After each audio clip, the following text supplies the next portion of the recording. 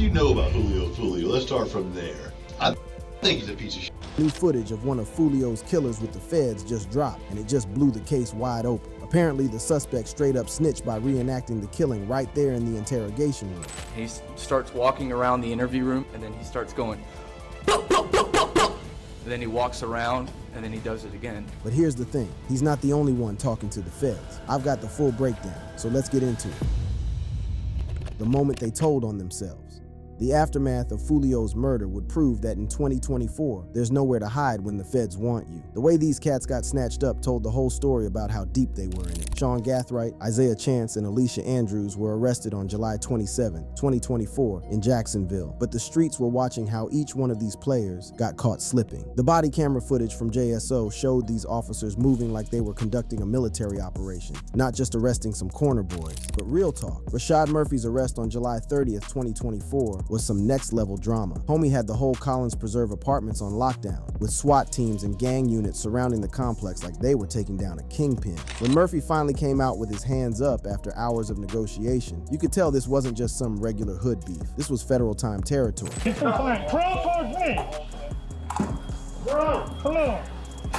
The most wanted man in Jacksonville had to be Davian Murphy, who managed to stay ghost for over 6 months before the streets finally closed in on him. Davian Murphy was arrested at a LaBelle Street apartment in Jacksonville after 6 months on the run, with assistance from JSO's gang unit and the U.S. Marshal Service. But what this fool did in that interrogation room afterward, man, that's some kind of move that'll have defense attorneys crying in their sleep. Picture this, the detectives step out, thinking they're giving this man some time to think about his life choices. But instead of keeping his mouth shut like any seasoned street soldier would, Murphy decides to put on a whole performance. The detective who witnessed it broke it down in court like he was narrating a horror movie. He puts out his arms like this, and it appears that he's brandishing a rifle with one hand extended and one, what I would consider the trigger finger.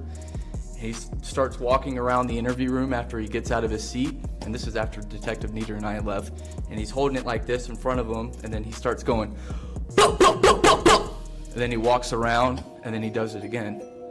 And he does it multiple times. This clown really thought he was alone, reenacting the whole drill like he was bragging to his homies on the block. But those cameras don't lie. And now the prosecution got him on tape, basically confessing to the whole operation. In the hood, we call that telling on yourself. And this fool did it better than any snitch ever could. The legal game that followed showed just how deep this gang war really went. On October 7th, 2024, Florida State Attorney Susan S. Lopez filed a motion to seek the death penalty for Chance, Gathright, and Rashad Murphy, but not for Andrews. When the state starts talking death penalty, you know they ain't playing around. They're trying to send a message to every young cat in the streets that this lifestyle leads to one place, a lethal injection table. The fact that Alicia Andrews got excluded from the death penalty motion had everybody in the hood talking. This girl was pregnant when she got locked up, with a due date around February 2025, and Andrews' trial, originally scheduled for January 6, 2025, was postponed to August 18, 2025, after she waived her right to a speedy trial. In the streets, when somebody's case gets special treatment like that, it usually means they're singing like a canary to the feds. He said Alicia Andrews, who's the girl who's pregnant, she asked for a speedy trial, but the other three waived. Right. Waived that. So yeah, I guess that means she's cooperating. Now, she was at the party, and there's a video of her. But aside from Alicia and David, word on the street was that the rest of them had been cracking under pressure from day one. One of the guys, when they were arresting him, I guess he had a gun to his head. Did you hear this whole story? Yeah, they said he was suicidal, and he started talking about he wanted to bring a Bible with him or some. These are all signs that things are gonna go very bad for them. When a street soldier starts talking about bringing Bibles to jail and acting suicidal, that's hood code for, I'm about to fold under pressure. Real gangsters don't move like that. They take their L's and keep their mouth shut. But these young cats weren't built for the heat that comes with federal charges. What made this case different from regular street beef was the federal involvement. Tampa Police Chief Lee Burkaw emphasized the involvement of federal partners, including the FBI and ATF in the investigation. When the Alphabet Boys step in, it's not just about solving one murder. They're trying to dismantle entire criminal organizations and send a message to every set in the city. The gang dynamics that started this whole bloody mess continued to play out in the courtroom like a real-life street movie. The investigation revealed that the murder was part of a long-standing feud between Jones's 6 Block gang and rival gangs ATK, Ace's Top Killers, and 1200. This wasn't just some random beef. This was a decade-long war that had already claimed dozens of lives in Jacksonville's most dangerous neighborhoods. The personal motivation behind the hit showed just how deep this street code really runs. Detectives testified that Murphy's family was personally affected by this rivalry, as his cousin Joe Rod Adams was killed in 2018, an incident referenced in Foolio's songs, which Murphy reportedly resented. In the hood, when somebody disrespects your dead homie in a rap song, that's considered the ultimate violation, the kind that can only be answered with blood. Even facing the death penalty, some of these cats still couldn't accept their fate. Isaiah Chance's May 2025 Instagram post showed he was still in denial about the mountain of evidence against him. He claimed that police had arrested the wrong people, alleging a lack of evidence such as shell casings or footage of the shooters exiting the vehicle. But anybody who's been watching this case knows that straight cap. The evidence against these boys is overwhelming. The technology game that caught these fools was something straight out of a sci-fi movie. The surveillance footage, license plate readers, and digital communications created a web that no street-smart criminal could escape. So now let's rewind, because to understand how it spiraled this far, we've got to go back to where it all began. When the ops came for the birthday boy.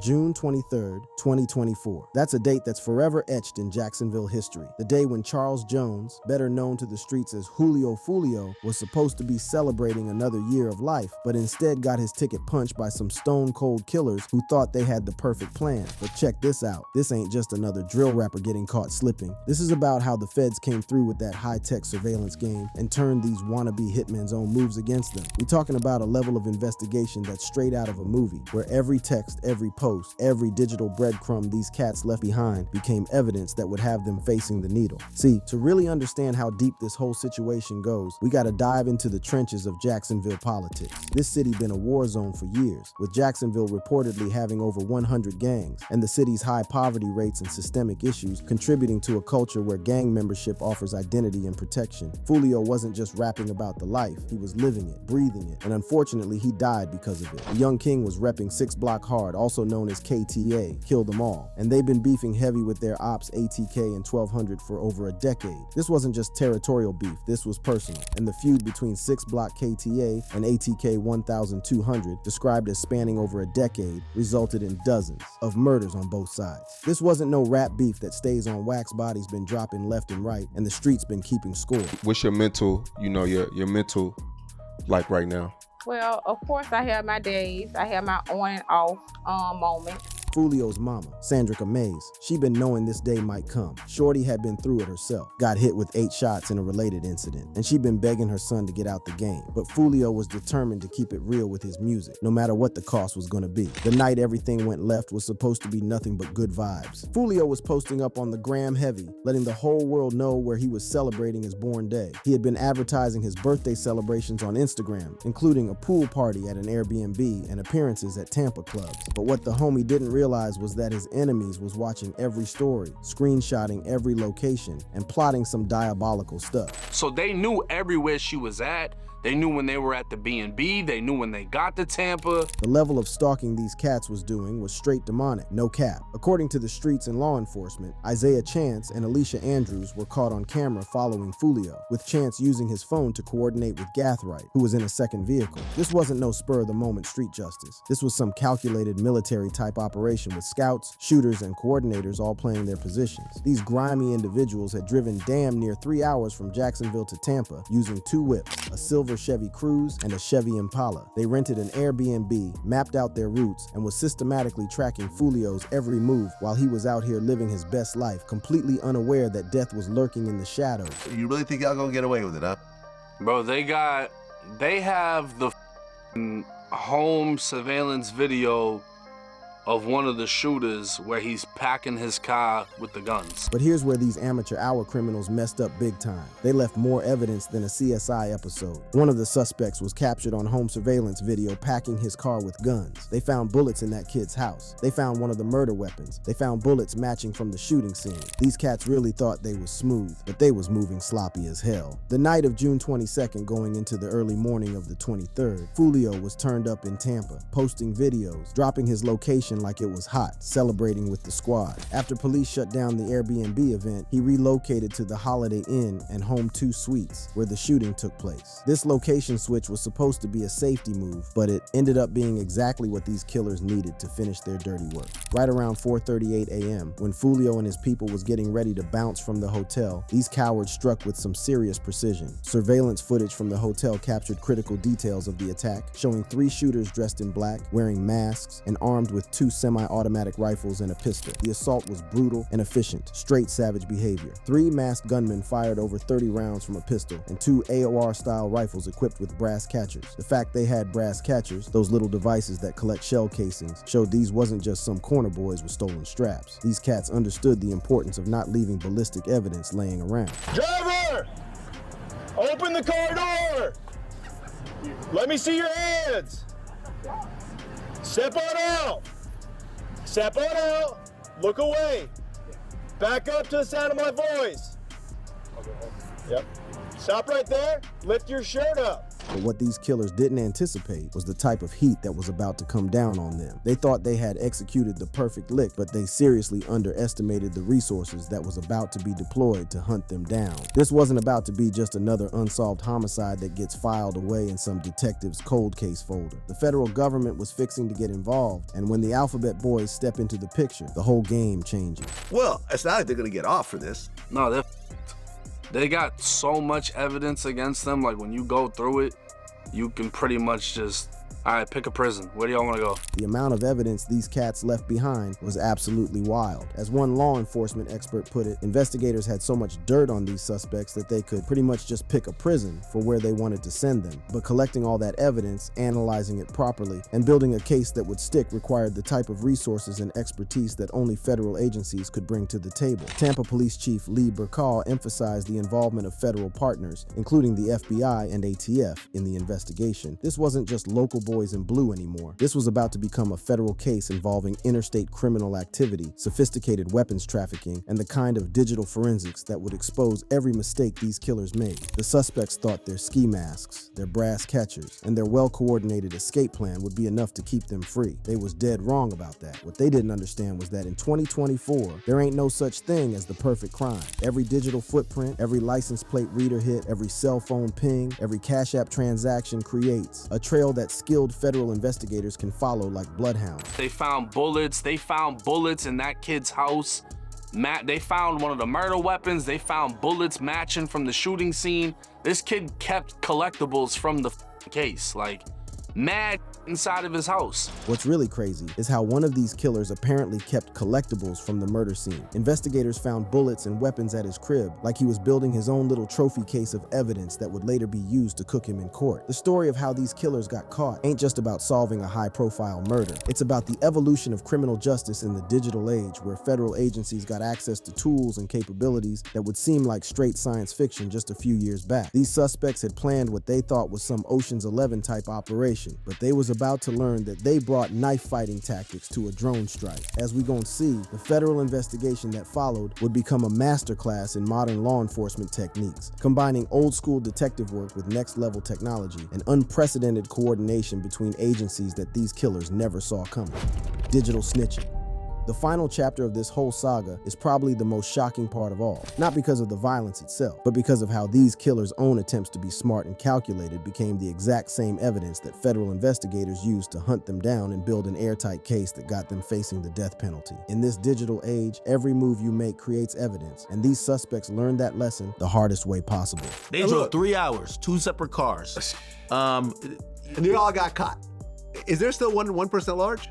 Yes, Davion Adams. The scope of this conspiracy was absolutely wild. 5 individuals had driven approximately 3 hours from Jacksonville to Tampa, using multiple whips, coordinating through digital communications, and executing what they believed was some masterpiece criminal operation. They was wrong on every single count. The suspects was Isaiah Chance, 21, Alicia Andrews, 21, Sean Gathright, 18, Rashad Murphy, 30, and Davion Murphy, 27. Each cat had a specific role in this operation. Andrews and Chance was the surveillance team, tracking Foolio's movements and feeding intelligence to the shooters. Gathright and the 2 Murphys was the execution squad, armed with rifles and handguns ready to put in that work. Someone may even get the death penalty. Well, here's the thing. Like, I mean, I don't know what people be thinking, but like, if that case doesn't tell you that it's almost impossible. I mean, there's a popular series called How to Get Away with Murder. No, you can't. The digital evidence that federal investigators uncovered was so comprehensive that it read like a step-by-step manual on how not to commit a crime in the modern era. Every digital interaction had created evidence, and federal agencies had the tools to analyze all of it with surgical precision. The surveillance footage was just the tip of the iceberg. Videos from teasers and Truth 18 lounges, where Foolio made appearances, showed suspects Isaiah Chance and Alicia Andrews following him. At teasers, a Chevy Cruze, linked to Chance and Andrews, pulled up at 2:23 a.m.,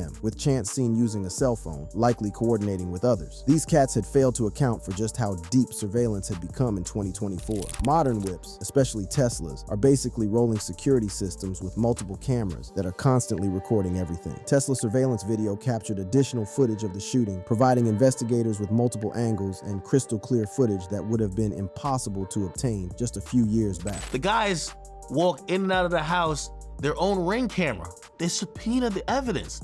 The guy who had the motive to do it, he thought he was being smart. Perhaps the most damning evidence came from these suspects' own security systems. One of the suspects was captured on home surveillance video packing his car with guns, essentially creating his own evidence of premeditation. Ring cameras and other home security systems had become so common that these cats apparently forgot they was constantly being recorded by their own equipment. I don't want to get caught. I'm going to leave my phone at home.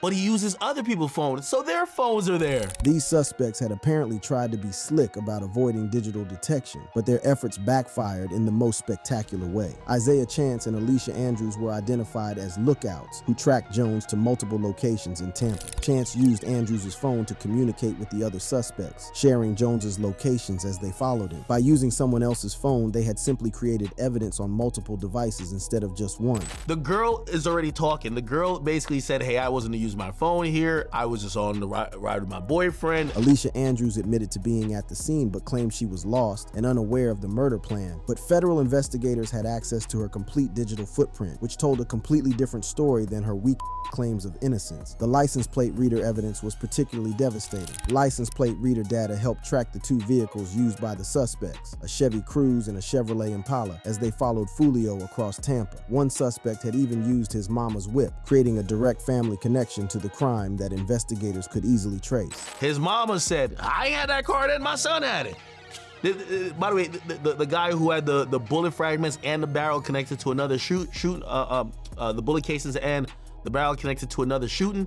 The crazy thing about him, he's 18 years old. The ballistic evidence revealed an even more disturbing picture of these young killers. Sean Gathright, only 18 years old, was linked to multiple shootings through ballistic evidence. The 9mm casings from the Tampa shooting matched casings from two prior incidents, a May 2024 homicide and an October 2023 shooting that investigators believe was an attempt on Jones's life. The transformation of these young people from children to stone-cold killers was particularly heartbreaking. Federal investigators had found evidence showing Gathright as a young child, innocent and normal, which made his evolution into someone connected to multiple homicides all the more tragic and disturbing. What happened in 5 years? That this guy's a stone cold killer. He's connected to another homicide. This guy supposedly has done multiple shootings, apparently killed somebody in May or March. The federal investigation revealed that this wasn't just about one murder, but about a pattern of escalating violence involving very young perpetrators who had become killers before they was even old enough to drink legally. The streets had consumed these kids and turned them into something they probably never imagined they would become. The comprehensive nature of the evidence had opened up possibilities for much broader prosecutions that could shake up the entire Jacksonville gang scene. Federal agencies was now looking at RICO charges that could target whole gang organizations, not just the individual cats involved in this specific murder. The financial evidence was particularly damning, and these cats had left a digital paper trail that even a rookie investigator could follow. Rashad Murphy used his personal Cash App account to pay for the Airbnb in Tampa. Federal investigators had subpoenaed records from multiple financial platforms, creating a complete picture of how the conspiracy was funded and coordinated. The most incriminating evidence came from these suspects' own digital communications, and this is where they really snitched on themselves. A search warrant on SeanGathright's iCloud account revealed incriminating messages sent from his phone on June 23rd after the shooting. One message, attributed to a Murphy, read, "Am coming home, my thirst is quenched. Pop a bottle of Don Julio today. Murphy." This wasn't just evidence of involvement. This was evidence of celebration, disrespect, and complete lack of remorse. These cats had used Foolio's own stage name as a taunt, demonstrating not just their guilt, but their absolute coldness about what they had done. Jacksonville detectives noted that sipping on Don Julio was a known disrespectful phrase among gang members targeting Foolio. Even their attempts to be careful about finances had backfired spectacularly. When one suspect's whip didn't work, another had, paid for expenses, creating additional financial trails that federal investigators could follow like breadcrumbs leading straight to their door. The transportation evidence was equally revealing and showed how these cats had underestimated modern surveillance. 3 suspects took an Uber back to Jacksonville, and the driver identified them. Uber maintains comprehensive records of every ride, including GPS tracking, payment information, and often photos of passengers. What these suspects thought was anonymous transportation became another piece of evidence linking them directly to the crime scene. The arrests themselves demonstrated the overwhelming nature of the evidence that federal investigators had compiled. Sean Gathright, Isaiah Chance, and Alicia Andrews were arrested in Jacksonville. Chance and Andrews were apprehended at a home, while Gathright was caught at a shopping center. The body camera footage from the arrest showed suspects who knew their situation was absolutely hopeless. Rashad Murphy was arrested after a dramatic standoff at a Jacksonville apartment complex. JSO's gang and SWAT units surrounded the complex, evacuated residents, and negotiated with Murphy for hours before he surrendered. The final arrest demonstrated the federal agency's long-term capabilities and determination. Davion Murphy, the 5th suspect, remained at large for over 6 months until he was apprehended at a Jacksonville apartment complex with assistance from JSO's gang unit and the U.S. Marshals Service. Even extended evasion was ultimately futile when federal resources was focused on tracking down a fugitive. The legal consequences that followed reflected the strength of the federal evidence and the seriousness of the charges. All 5 suspects were charged with first-degree murder, conspiracy to commit murder, and for the shooters, attempted murder. The state of Florida has announced its intent to seek the death penalty against Chance, Gathright, and Rashad Murphy, but not Andrews, possibly indicating her cooperation. The federal investigation had exposed not just the details of this particular murder, but the broader ecosystem of gang violence, social media provocations, and street justice that had made it possible. These killers had used sophisticated planning and coordination, but they had been operating with an outdated understanding of how modern law enforcement works in the digital age. In 2024, federal agencies got access to digital forensics capabilities, interstate coordination, and analytical tools that make it virtually impossible to commit a complex crime and escape detection. Every phone call, every text message, every financial transaction, every location, ping creates evidence that skilled investigators can analyze and use to build comprehensive cases that will hold up in court. The streets will always remember Julio Foolio, but they'll also remember how his killers got caught, not by digital trails, but by turning on each other and snitching to the feds. Alright, thanks for rocking with me. If you thought this video was wild, make sure you peep those other bangers showing up on your screen right now. They're just as fire, no cap. I'll catch you in the next video. Stay woke.